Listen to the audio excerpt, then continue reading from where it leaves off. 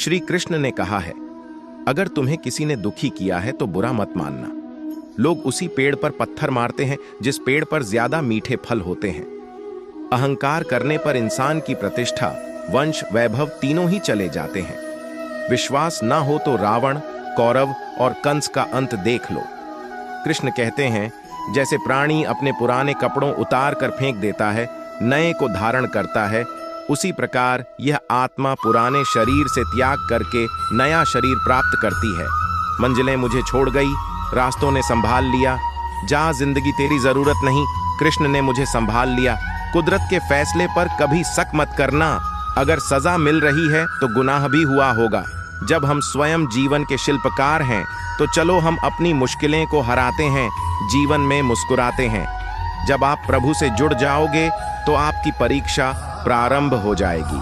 कुछ लोग इसे दुख समझते हैं, पर इसे आप प्रभु की कृपा सुने कि वह आपके साथ हैं। मनुष्य कितना भी गोरा क्यों ना हो, परंतु उसकी परछाई सदैव काली होती है।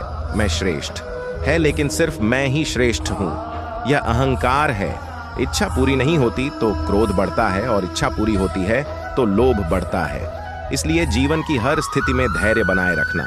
तू करता वही है जो तू चाहता है, होता वही है जो मैं चाहता हूँ। तू वही कर जो मैं चाहता हूँ, फिर होगा वही जो तू चाहता है। जीवन में आधे दू इस वजह से आते हैं क्योंकि हमने उनसे आशाएं रखी जिनसे हमें नहीं रखनी चाहिए थी, और आधे दू इस वजह से कि हमने उन लोगों पर संदेह किया जिन पर नहीं करना चाहिए था। अच्छी किस्मत के लोग थोड़ा भी बुरा होने पर भगवान को कोसते हैं, और बुरी किस्मत के लोग थोड़ा भी अच्छा होने पर भगवान का स्मरण और धन्यवाद करते हैं। मैंने पूछा, कैसे करूं तेरी पूजा? भगवान बोले, तू खुद मुस्कुरा और औरों को भी मुस्कुराने की वजह दे, बस हो गई मेरी पूजा। बुरे कर्म करने नहीं पड़ते हो जाते हैं, और अच्छे कर्म होते नहीं करने पड़ते हैं। बुरे कर्म करने नहीं पड़ते हो जाते हैं, और अच्छे कर्म होते नहीं करने पड़ते हैं। बुरे कर्म करने नहीं पड़ते हो जाते हैं, और अच्छे कर्म होते नहीं करने पड़ते हैं।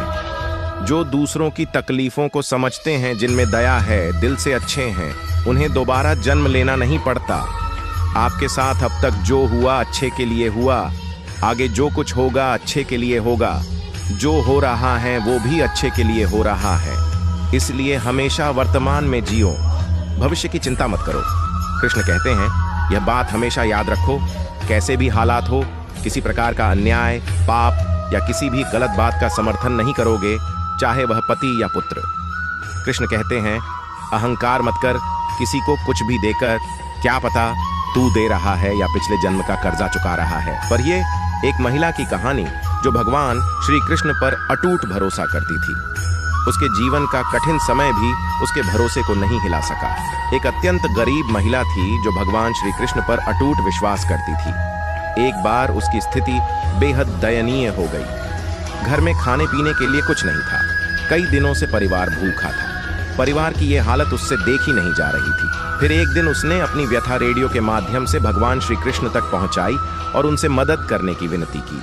रेडियो का वो प्रसारण एक घमंडी, नास्तिक और अहंकारी उद्योगपति ने सुना, और उसने सोचा कि क्यों न इस महिला के साथ कुछ ऐसा मजाक किया जाए कि उसकी श्री कृष्ण के प्रति आस्था ही डगमगा जाए।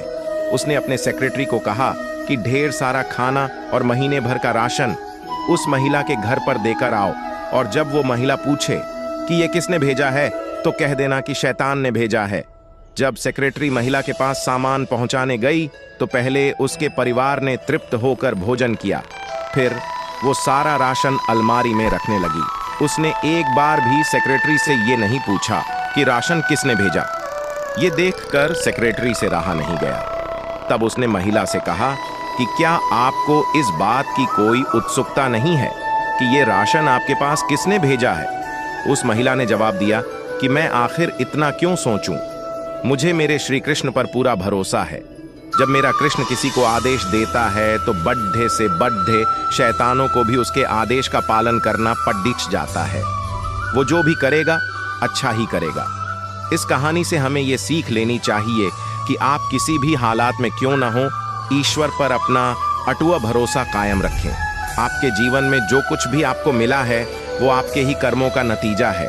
लेकिन जब भी आपको उस ईश्वर की जरूरत होगी और उसे दिल से याद करेंगे तो वो आपकी मदद किसी न किसी रूप में जरूर करेंगे।